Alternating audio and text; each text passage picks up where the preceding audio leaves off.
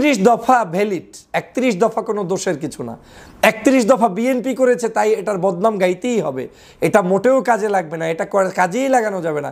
এটা এক ধরনের মানসিক অস্থিরতা কিংবা স্বপ্রণোদিত হয়ে বিরুদ্ধাচরণ করা ছাড়া আর কিছু না। হ্যাঁ, 31 দফা is not enough, we have to add any more. এটাকে আমাদের কাজে লাগাতেই হবে। 31 দফাকে যদি এখান থেকে 20%, 30%, 40% আনুপাতিক হারেও যদি আপনি কাজে লাগান, দেখবেন এটা দিয়ে আপনার আগামীর বাংলাদেশ সুন্দরভাবে গঠন করা সম্ভব। বিএনপি রাষ্ট্রের এত বড় একটি দল, তাদেরকে কাজে লাগানো, তাদেরকে দূরে ঠেলে দিয়ে সংস্কার কিংবা তাদেরকে বাদ দিয়ে একেবারে দেশটাকে পূর্ণাঙ্গ গঠন, এটা এক ধরনের অমূলক এবং আমি মনে করি ষড়যন্ত্রের অংশ।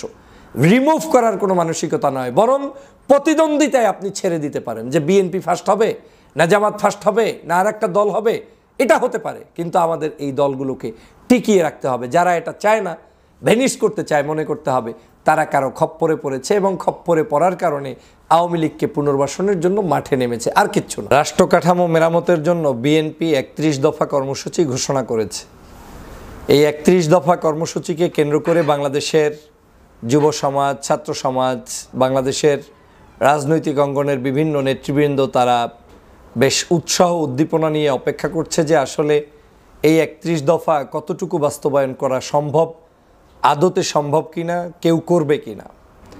বারবার বিএনপির ভারপ্রাপ্ত চেয়ারম্যান জনাব তারেক রহমান সাহেব 31 দফা কর্মসূচিকে সাধারণ নাগরিকদের দ্বার গোড়ায় পৌঁছানোর জন্য তিনি ট্রেনিংয়ের ব্যবস্থা সহ, সেমিনারের ব্যবস্থা সহ বিভিন্ন ধরনের আয়োজন করে যাচ্ছেন এবং তারা তার নেতাকর্মীকে এটা মুখস্থকরণের চেষ্টা চালিয়ে যাচ্ছেন। যেভাবেই হোক 31 দফা আগে জানতে হবে, তারপরে 31 দফা বাস্তবায়ন করতে হবে।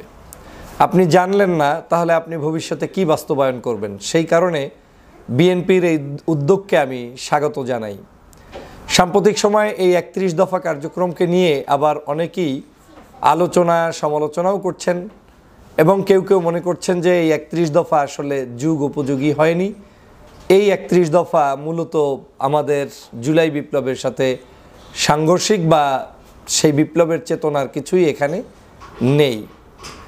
আমি প্রথমেই বলতে চাই, বাংলাদেশের একটি সর্ববৃহৎ দল বিএনপি, যেই বিএনপি এই 31 দফা কার্যক্রমকে ঘোষণা করেছে, আমি মনে করি এটাকে সাধুবাদ জানানো উচিত সর্বাগ্রে। এজন্যই যে আজকের বাংলাদেশের জুলাই বিপ্লবের পরবর্তী সময়ে দেশের মানুষের যে পরিবর্তন হওয়া জরুরি হয়ে দাঁড়িয়েছে এবং পরিবর্তনের সাথে তাল মিলিয়ে যে একটি দল তাদের সেই কঠোরতম জায়গা থেকে, যেটাকে আপনি বলতে পারেন ওল্ড সিস্টেম থেকে নতুন সিস্টেমে ডাইভার্ট হচ্ছে, এটাই এক ধরনের বড় সংস্কার।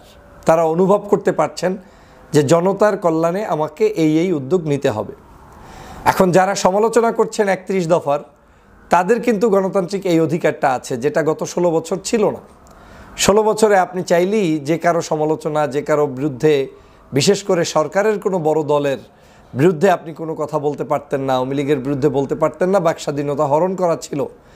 আজকের বাকস্বাধীনতা আছে বিধায়ী আমরা এই 31 দফার পক্ষে কিংবা বিপক্ষে বলতে পারছি। আমি 31 দফা কি এটা আপনাদেরকে একটু শোনাবো, তার আগে দুই একটি বিষয় বলতে চাই।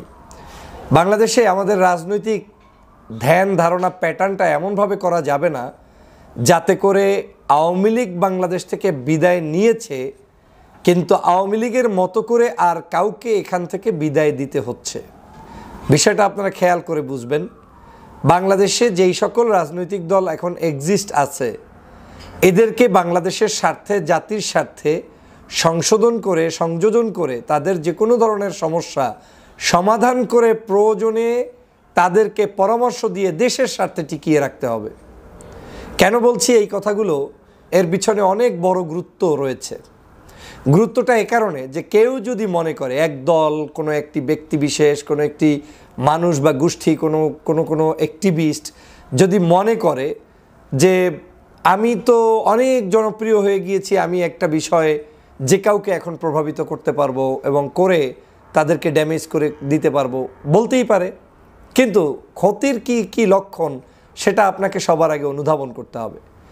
যেমন আপনার যদি এমন কোনো কার্যক্রম করা হয় যেই কার্যক্রম অতিরঞ্জিত সমালোচনা করতে গিয়ে দলগুলোর ভালো কাজগুলো জাতির কাছে না আসে, তাহলে ওই দলটাকে আপনি একটা পর্যায়ে গিয়ে আওয়ামী লীগের সাথে তুলনা করা, আওয়ামী লীগ থেকেও খারাপ ধারণায় নিয়ে আসা, নিয়ে এসে তাকে রিমুভ করার পরিকল্পনা হাতে নেয়া, এই ধরনের মানসিকতার কারণে একটা সময় ওনাদের উদ্দেশ্য ওই আওয়ামী লীগকেই আবার প্রতিষ্ঠিত করা, যেটার চরমভাবে আমি বিরোধিতা পোষণ করি। আমার ঘরে 5টা ভাই থাকবে, একটা ভাইয়ের নাম বিএনপি, একটা ভাইয়ের নাম জামাত, একটা ভাইয়ের নাম ইসলামী আন্দোলন, আর একটা ভাইয়ের নাম আরও রাজনৈতিক দল, হোয়াটএভার। প্রত্যেকের ছোটোখাটো ত্রুটি বিচ্যুতি থাকবে, যেটাকে আপনার সংশোধন করে সামনের পথে এগিয়ে যেতে হবে। কিন্তু আমি সংশোধন না করে যদি শুধুমাত্র তাকে বিপদে ফেলে আগামী দিনে তিনি বাংলাদেশে কোনো ভূমিকাই পালন করতে না পারেন সেই ধরনের শত্রুতা করি, সেটা কখনোই রাষ্ট্রের জন্য, আমার জন্য, দেশের জন্য এবং আগামীর ভবিষ্যতের জন্য ভালো হবে না। এবং সেটাই আওয়ামী লীগ চায়, সেটাই পার্শ্ববর্তী দেশের বিভিন্ন গোয়েন্দা সংস্থা চায়। কারণ ওটা করে তারা যেটা করতে চায়, আগেই ভালো ছিলাম এই শব্দটাকে বাস্তবায়ন করাতে চায়। এই আগেই কোনোদিন আপনি ভালো ছিলেন না। বাংলাদেশে গত 16 বছরে যে পরিমাণ দুর্নীতি, দুষ্কৃতি, অন্যায়, অবিচার, একেবারে সমাজের সর্বনিম্ন জায়গা থেকে সর্বোচ্চ জায়গা পর্যন্ত অর্থ সম্পদ লোপাট করা থেকে শুরু করে যা ঘটেছে, শেখ পরিবার সরাসরি দুর্নীতির সাথে সম্পৃক্ত থেকে দেশটাকে লুটে পুটে খেয়েছে। এটা এই বাংলাদেশে গত 6 মাস তো দূরের কথা, মানে শেখ হাসিনার পরে এই ধরনের অ্যাক্টিভিটিস আমরা কখনোই আর এই দেশে এখনও দেখিনি। যা হচ্ছে তাও কিন্তু কোনো গভর্নমেন্ট না, যেমন বিএনপি গভর্নমেন্ট পরিচালনা করবে কিংবা জামাত গভর্নমেন্টের দায়িত্ব পালন করবে, সেই অবস্থায় যে কোনো অপরাধ হলে সেটা আপনি ওই গভর্নমেন্টকে দোষী সাব্যস্ত করতে পারেন। এখন যে কোনো অপরাধ হবে, সেটা লীগ করুক, বিএনপি করুক, জামাত করুক, প্রত্যেকটার দায় দায়িত্ব হচ্ছে এই সরকারের। সরকারকে আইন প্রয়োগ করে তাদেরকে শাস্তি নিশ্চিত করতে হবে। অতএব আমি মনে করি বিএনপিকে শুধুমাত্র বিতর্ক করতে চাই বলে বিতর্ক করা এবং করতে গিয়ে আমি যে ক্ষতিটা করছি সেটা যেন না করি। আমি বিএনপির চেয়ে ভালো রেজাল্ট করতে চাই, ভালো কথা, সেটার জন্য ভালো জায়গায় পজিটিভ রেজাল্ট করতে হবে, কিন্তু ভালো রেজাল্ট করতে গিয়ে পরীক্ষা ক্যান্সেল হয়ে গেল, এটা যেন না হয়। পরীক্ষা কি মানে বিএনপিও থাকলো না, আপনিও থাকলেন না, আওয়ামী লীগের পুনর্বাসন। প্লিজ আপনাকে সেই বিষয়টা মাথায় রেখে কাজ করতে হবে। দেখেন, রাষ্ট্র কাঠামোতে বিএনপির যে 31টা দফা দিয়েছে, আমি এই দফাকেও সাধুবাদ জানাই। জামাত ইসলামের পক্ষ থেকে সম্ভবত 40টা দফা আমার কাছে ক্লিয়ারলি এখন নাই, যদি কোথাও পেয়ে থাকেন আপনারা কমেন্টস বক্সে দিবেন, আমি সেটা নিয়েও কথা বলতে রাজি আছি। 40 দফা দেওয়া হয়েছে, দফাগুলো যার যার দল থেকে সংস্কারের উদ্দেশ্যে দেওয়া হয়েছে এবং এই দফাগুলোকে আমি অ্যাপ্রিসিয়েট করি। বিএনপির 31 দফা যেটা দিয়েছে, এই দফাগুলো কি গত 16 বছরে আওয়ামী লীগের কাছ থেকে কোনোদিন আমরা কল্পনা করতে পেরেছি? এটাই কিন্তু সবচেয়ে বড় সংস্কার। কি কি দফা দিয়েছে? 1, জনগণের গণতান্ত্রিক অধিকার পুনঃপ্রতিষ্ঠার লক্ষ্যে সংবিধান সংস্কার কমিশন গঠন। অত্যন্ত গুরুত্বপূর্ণ একটা দফা তারা এখানে 1 নম্বরে গঠন করেছে। 2, সম্প্রতিমূলক রাষ্ট্রসত্তা জাতীয় সমন্বয় কমিশন গঠন করা। 3, অবাধ, সুষ্ঠু, নিরপেক্ষ নির্বাচন অনুষ্ঠানের লক্ষ্যে নির্বাচনকালীন দল নিরপেক্ষ তত্ত্বাবধায়ক সরকার ব্যবস্থার পুনঃপ্রবর্তন, যেটার জন্য আমরা দীর্ঘদিন পর্যন্ত আন্দোলন করেছি। এই তত্ত্বাবধায়ক সরকারকে যাতে আইনানুগভাবে আজীবন রাখা যায়, সেজন্য বিএনপির 3 নম্বর দফাই হচ্ছে সেটা। 4, আইনসভা, মন্ত্রিসভা, রাষ্ট্রপতি, প্রধানমন্ত্রী ও বিচার বিভাগের মাঝে ক্ষমতার ভারসাম্য প্রতিষ্ঠা করা, যেটা বিগত 16 বছর আমরা দেখি নাই। এখানে প্রধানমন্ত্রীর একক ক্ষমতা বলেই সব কিছু পরিচালিত হয়েছে। আইন, বিচার, রাষ্ট্রপতি, বিচার, কোনো জায়গায় ভারসাম্য বলতে কিছুই ছিল না। এমনকি রাষ্ট্রপতির কাজ যেটা, সেটাও তাকে শেখ হাসিনা করতে দেয়নি। 5, প্রধানমন্ত্রীর দায়িত্ব পালনের সময়সীমা অনূর্ধ্ব পরপর 2 মেয়াদ নির্ধারণ। 2 মেয়াদের বেশি হতে পারবে না। এটা তো আমাদের বাংলাদেশের ইতিহাসে এখন পর্যন্ত কেউ ওই অর্থে এইটা বাস্তবায়ন করতে মাঠে নামে নাই, যেটা বিএনপি তাদের দফার মধ্যে ইনক্লুড করেছে। আমি তাদেরকে ধন্যবাদ জানাই। বিভিন্ন বিষয়ে 6 নম্বর দফা হচ্ছে বিভিন্ন বিষয়ে জ্ঞান, দক্ষতা ও অভিজ্ঞতা সম্পন্ন বিশিষ্ট ব্যক্তিদের সমন্বয়ে আইনসভার উচ্চ কক্ষের প্রবর্তন করা।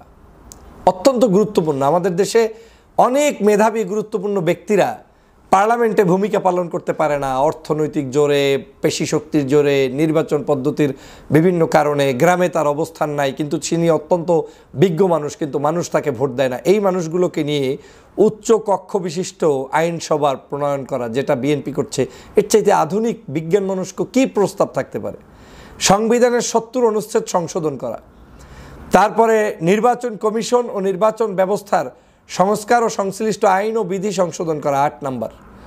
9 স্বচ্ছতা নিশ্চিতকরণের সকল রাষ্ট্রীয় সাংবিধানিক ও সংবিধিবদ্ধ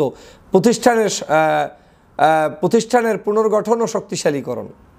10 বর্তমান বিচার ব্যবস্থার সংস্কারের জন্য জুডিশিয়াল কমিশন গঠন, সুপ্রিম জুডিশিয়াল কাউন্সিল পুনঃপদার্পণ ও সংবিধানের আলোকে বিচারপতি নিয়োগ আইন প্রণয়ন। 11 গণমুখী জনকল্যাণমূলক প্রশাসন প্রতিষ্ঠার লক্ষ্যে প্রশাসনিক সংস্কার কমিশন গঠন। 12 মিডিয়া কমিশন গঠন করে তথ্য ও মত প্রকাশের স্বাধীনতা নিশ্চিতকরণ। 13 দুর্নীতি প্রতিরোধে দৃশ্যমান কার্যকর ব্যবস্থা গ্রহণ ও ন্যায়পাল নিয়োগ। 14 সর্বস্তরে আইনের শাসন ও মানবাধিকার প্রতিষ্ঠা। 15 আত্মনির্ভরশীল জাতীয় অর্থনীতি গড়ে তোলার লক্ষ্যে অর্থনৈতিক সংস্কার কমিশন গঠন। 16 ধর্মীয় স্বাধীনতার সর্বোচ্চ ও কার্যকর নিশ্চয়তা প্রদান। 17 মুদ্রাস্ফীতি ও দ্রব্যমূল্য হ্রাস বৃদ্ধির আলোকে শ্রমজীবী মানুষের ন্যায্য মজুরি নিশ্চিত করা।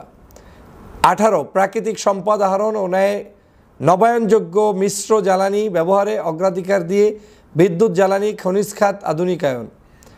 19 জাতীয় স্বার্থের অগ্রাধিকার নিশ্চিত করে বৈদেশিক সম্পর্ক উন্নয়ন। 20 প্রতিরক্ষা বাহিনীর অধিকতর আধুনিকায়ন ও সক্ষমতা বৃদ্ধি এবং সকল বিতর্কের ঊর্ধ্বে রাখা। 21 প্রশাসন ও সেবা বিকেন্দ্রীকরণের লক্ষ্যে স্থানীয় সরকার প্রতিষ্ঠানগুলো স্বশাসিত ও ক্ষমতাবান করা। 22 শহীদ মুক্তিযোদ্ধাদের রাষ্ট্রীয় মর্যাদা ও স্বীকৃতি প্রদান। 23 কর্মসংস্থানকে অগ্রাধিকার দিয়ে আধুনিক যুগোপযোগী যুব উন্নয়নের নীতিমালা প্রণয়ন ও বেকার ভাতা প্রবর্তন। 24 নারীর মর্যাদা সুরক্ষা ও ক্ষমতায়নে যথাযথ পদক্ষেপ গ্রহণ। 25 চাহিদা ও জ্ঞানভিত্তিক শিক্ষা ব্যবস্থার বাস্তবায়নের মাধ্যমে ভবিষ্যতের চ্যালেঞ্জ মোকাবেলা সক্ষম শিক্ষিত জাতিগোষ্ঠী গড়ে তোলা। 26 সবার জন্য স্বাস্থ্য ও সার্বজনীন চিকিৎসা ব্যবস্থা কার্যকর করা। প্রাথমিক ও প্রতিরোধমূলক স্বাস্থ্যসেবা নিশ্চিত করার লক্ষ্যে পর্যাপ্ত সংখ্যক প্রশিক্ষিত নারী ও পুরুষ পল্লী স্বাস্থ্য চিকিৎসা ব্যবস্থা করা এবং সংক্রামক ও আক্রামক রোগের চিকিৎসা শিক্ষা গবেষণা সুবিধা নিশ্চিত করা। 27 কৃষকের উৎপাদন ও বিপণন সুরক্ষা দিয়ে কৃষি পণ্যের ন্যায্য মূল্য নিশ্চিত করা। 28 সড়ক রেল নৌপথের আধুনিকায়ন ও বহুমাত্রিক যোগাযোগ ব্যবস্থা প্রতিষ্ঠা করা। 29 জলবায়ু পরিবর্তনজনিত সংকট ও প্রাকৃতিক দুর্যোগ মোকাবেলায় কার্যকর পদক্ষেপ নদী শাসন ও খাল খননের উদ্যোগ গ্রহণ করা। 30 তথ্য যোগাযোগ প্রযুক্তি মহাকাশ গবেষণা ও আণবিক শক্তির উন্নয়ন ও সর্বোত্তম ব্যবহার নিশ্চিত করা। 31 যুগোপযোগী পরিকল্পিত পরিবেশ বান্ধব আবাসন ও নগরায়ন নীতিমালা প্রণয়ন ও বাস্তবায়ন করা।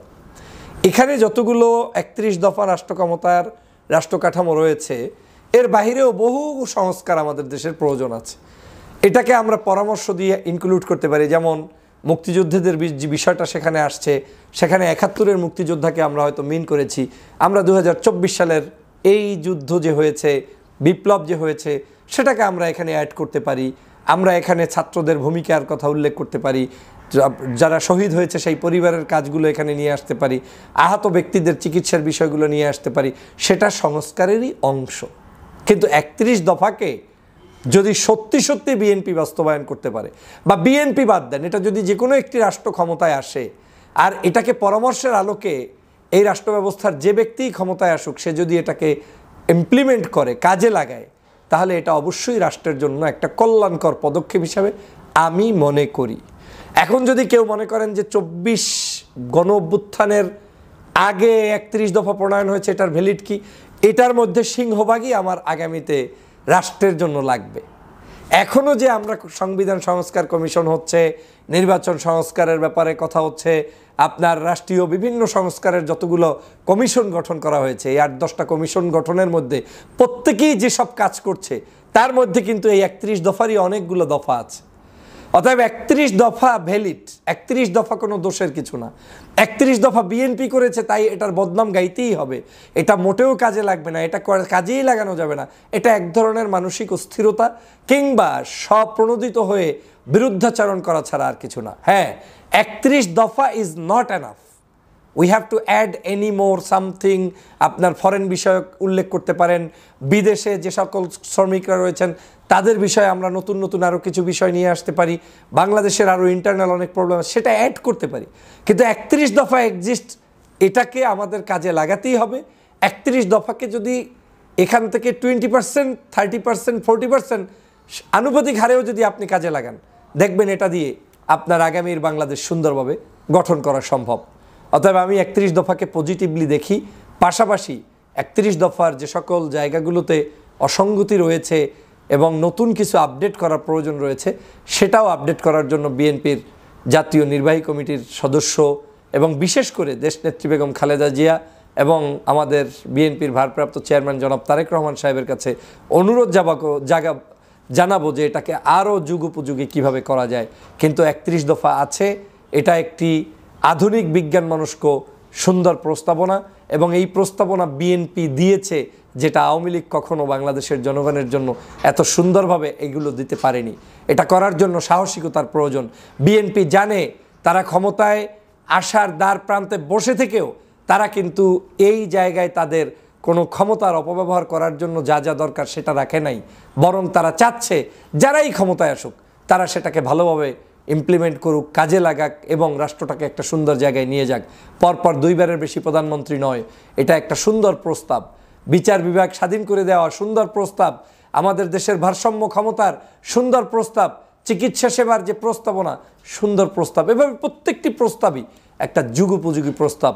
অতএব আমাদের উচিত বিএনপি রাষ্ট্রের এত বড় একটি দল, তাদেরকে কাজে লাগানো, তাদেরকে দূরে ঠেলে দিয়ে সংস্কার কিংবা তাদেরকে বাদ দিয়ে একেবারে দেশটাকে পূর্ণাঙ্গ গঠন, এটা এক ধরনের অমূলক এবং আমি মনে করি ষড়যন্ত্রের অংশ। রিমুভ করার কোনো মানসিকতা নয়, বরং প্রতিদ্বন্দ্বিতায় আপনি ছেড়ে দিতে পারেন যে বিএনপি ফার্স্ট হবে না জামাত ফার্স্ট হবে না আর একটা দল হবে, এটা হতে পারে, কিন্তু আমাদের এই দলগুলোকে টিকিয়ে রাখতে হবে। যারা এটা চায় না, ভ্যানিশ করতে চায়, মনে করতে হবে তারা কারো খপ্পরে পড়েছে এবং খপ্পরে পড়ার কারণে আওয়ামী লীগকে পুনর্বাসনের জন্য মাঠে নেমেছে, আর কিচ্ছু না। সবাইকে ধন্যবাদ।